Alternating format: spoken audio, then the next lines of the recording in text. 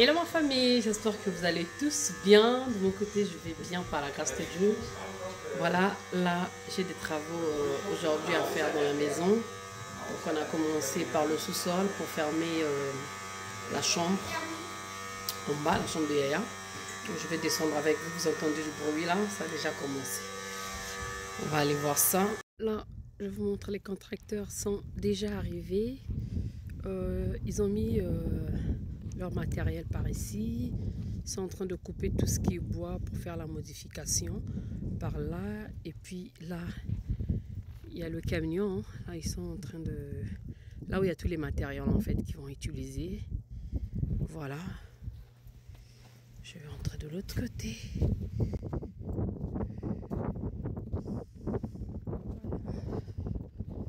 Heureusement que le parking est grand. Regardez comment nous sommes garés ici.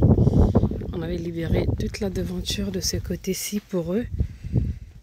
Voilà, donc on va rentrer, comme ça je vais vous montrer comment est-ce qu'ils ont installé déjà les tapis et tout. Et donc là, ça y est, ça signale les travaux. Voilà, ils ont mis les tapis pour ne pas salir le sol. Et ensuite, ça, c'est la porte de la chambre. Et donc aujourd'hui, ce qu'ils vont faire, c'est de fermer la chambre. Voilà, de commencer la fermeture de la chambre. Ils avaient commencé aussi d'autres choses dans une autre pièce. Je vous montrerai ça plus tard dans les prochaines vidéos. Et donc là, vous pouvez voir qu'ils ont commencé avec le cadre de la chambre. Ici au Canada, les maisons s'est construites en bois, voilà. Et la chance que j'ai dans cette maison, c'est que le sous-sol est en béton. Et le E aussi du premier étage au sous-sol aussi, c'est en béton. Mais la chambre, les portes et tous les chambres, souvent là, la plupart des temps, c'est le sol qui est en béton. Mais tout ça, c'est le bois, hein. Au Canada, c'est comme ça. Et donc, du coup, là, ils vont fermer la chambre. Ils ont déjà commencé avec les cadres. Et ils ont fermé avec ces planchers après. Donc, pour aujourd'hui, c'est ça qu'ils ont fait. Ils ont aussi installé la porte de la chambre pour le moment. Mais ils vont finir les travaux plus tard, la semaine qui vient après. Voilà.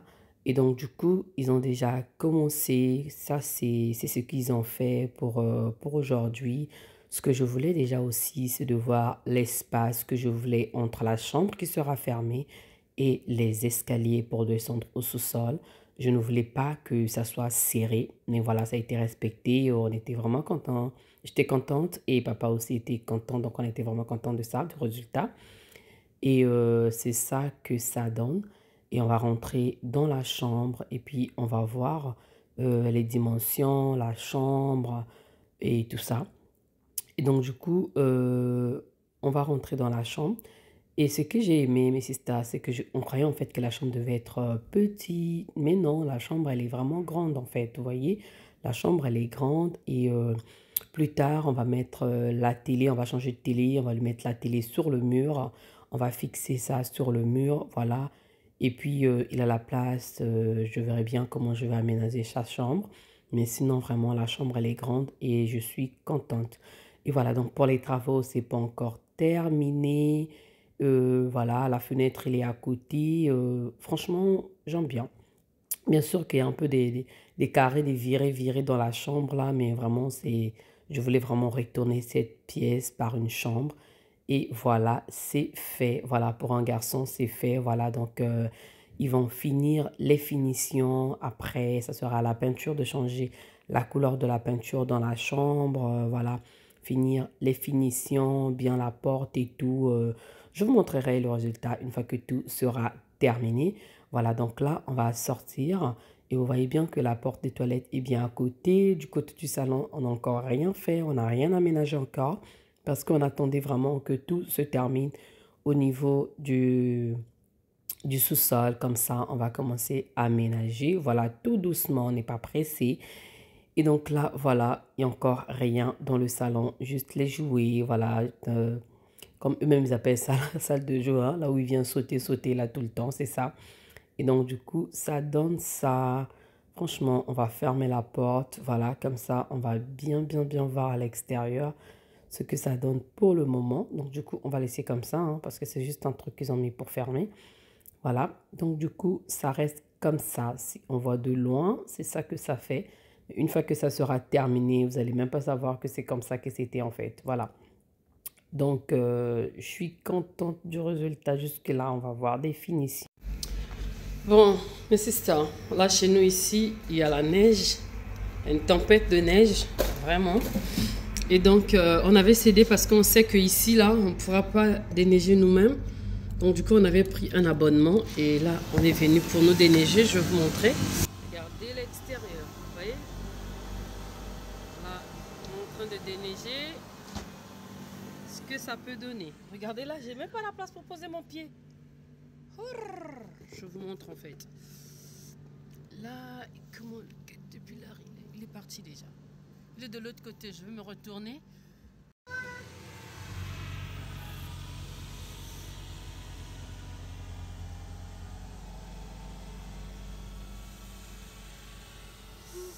Là, on vient de me déneiger ici, le premier parking. Ensuite, il va faire le deuxième de l'autre côté là-bas. Vous voyez? Parce que manuellement, c'était vraiment compliqué là. On ne pourra pas, c'était pas possible. Et donc là, voilà, on avait fini par prendre l'abonnement, comme je vous disais, parce que le faire manuellement, c'était vraiment compliqué, parce que souvent la neige tombait aussi au milieu de la nuit et que le matin pour sortir, la voiture, c'était compliqué. Et donc du coup, ben, regardez là, c'est devant la porte de la maison. Il fallait qu'on prenne un abonnement et puis là, ça nous facilite vraiment la tâche. On a juste à déneiger devant l'entrée et le balcon. Et donc là, vous voyez même en fait que les autos commencent à passer tranquillement là. Et là, ça c'est ma cour.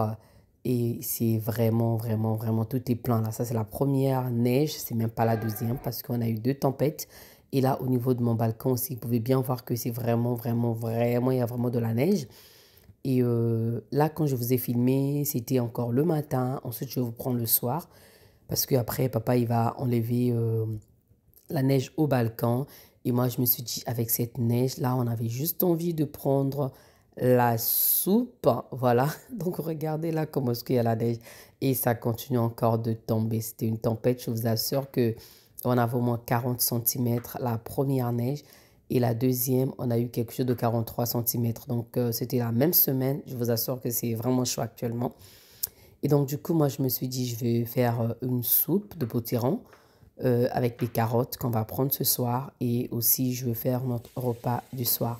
Donc là, j'ai commencé avec le potiron. J'ai épluché.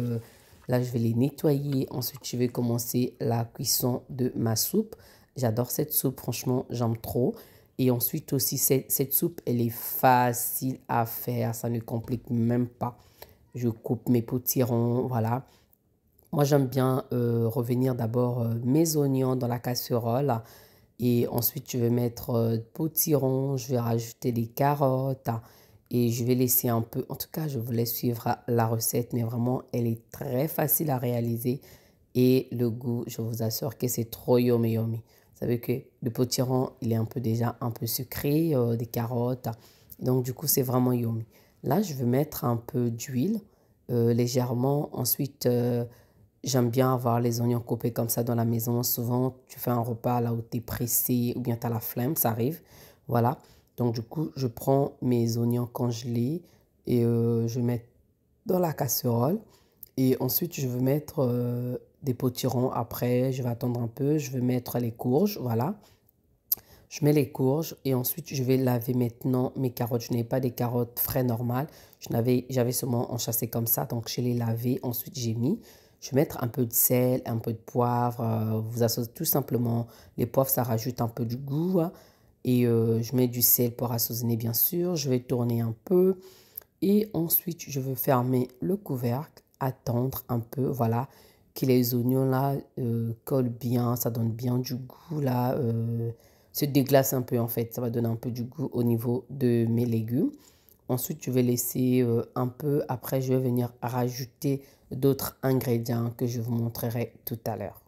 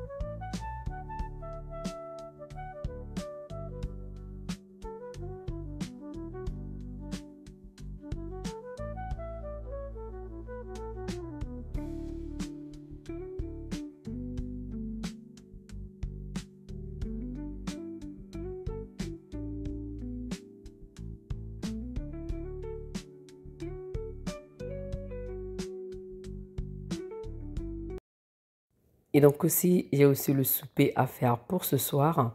Et donc du coup, ça sera le poulet. Voilà, donc j'avais nettoyé mon poulet et je l'ai coupé. Vous voyez, j'ai divisé ça sur le dos. Voilà, donc je l'ai séparé. Ensuite, je vais assaisonner mon poulet. Voilà, c'est des assaisonnements que j'ai l'habitude d'utiliser. Sinon, mes sisters, utilisez les assaisonnements que vous avez. Voilà. Et donc, du coup, moi, j'ai mis du poivre, du sel, bouillon de poulet, la moutarde, l'huile. Voilà, donc je vais bien assaisonner mon poulet. Ensuite, je vais mettre ça au four. Et donc, du coup, je l'ai tout simplement séparé et coupé parce que chacun va venir couper sa partie, en fait. Voilà, donc c'est ça. Donc, quand je fais ça, ça soit facile pour les enfants et non que moi, je sois là pour couper tout le temps, tout le temps. Donc, ils viendront couper eux-mêmes. Et c'est ça, c'est pour ça que j'ai tout coupé, coupé comme ça sera facile pour eux. Et donc du coup, une fois que j'ai fini d'assaisonner, je vais mettre mon poulet dans le four. Je retourne aussi voir ma soupe, voilà. Et donc là, je vois que vraiment, ça s'est bien déglacé. Je vais rajouter un peu de beurre. Je vais rajouter de la crème fraîche. Ça peut être 3 à 4 cuillères de cuillerées à soupe de la crème fraîche. J'ai rajouté du lait, voilà. Ensuite, je vais refermer le couvercle. Et je vais laisser ça jusqu'à ce que ça va bien se fondre. À côté aussi, j'avais le mélange des légumes. Voilà, là, je vais préparer le onzo. Le onzo, c'est comme le riz en fait, mais c'est des pâtes. Ce qui est sous forme du riz, c'est un peu gros et un peu lent par rapport au riz. Mais c'est comme des pâtes en fait. Ça va bien aussi dans les soupes, pas la soupe de potiron, mais ça va bien dans d'autres soupes en fait. Aussi, ça passe super bien. Et moi, je vais mettre ça à côté parce que les enfants, ils vont le manger avec le poulet. Et pour papa, il avait déjà son repas dans le frigo. Donc, du coup, là, c'est le repas pour les enfants pour ce soir. Et donc là, je vais frire ça comme le riz. J'ai mélangé les légumes avec. Je vais juste rajouter du sel et du poivre. Et je vais rajouter de l'eau chaude qui était déjà dans la bouilloire. Et les onzo, pour les cuire, en fait, il faut bien vérifier la cuisson.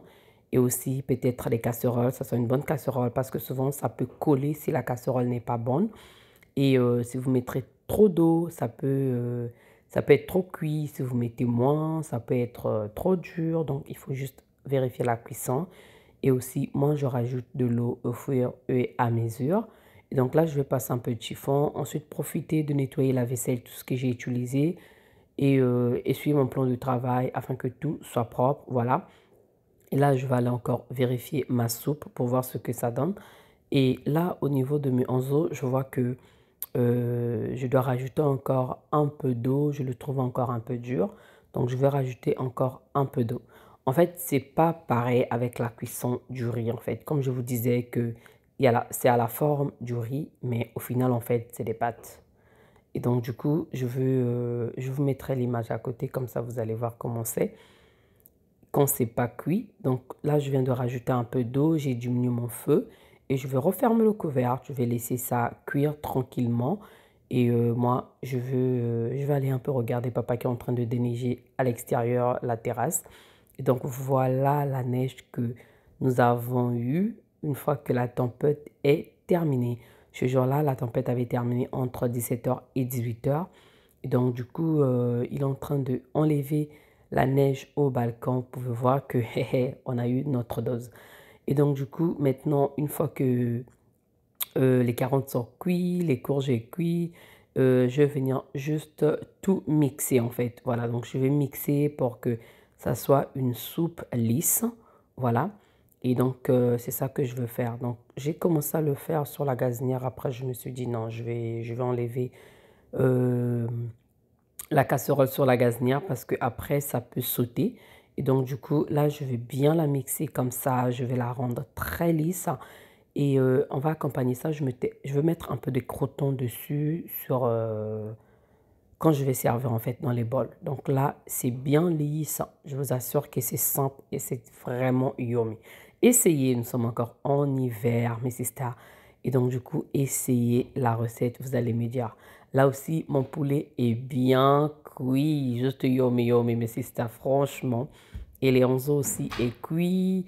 Tout est bien là. Donc là, du coup, on va passer à table. On va manger.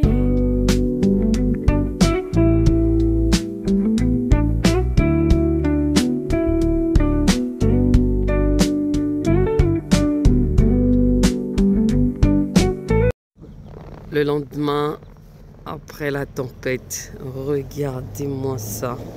L'état de neige. Regardez les rues. Oh là là là là là là. Et là, il était 6h50. Regardez-moi le lever du soleil le matin. Franchement, c'est juste top. Et donc là, pour aujourd'hui, mes sisters, la vidéo, elle est terminée. J'espère qu'elle vous a plu. De mon côté, je vous fais des gros bisous. Et je vous dis à très bientôt. Que Dieu vous bénisse. Bye bye.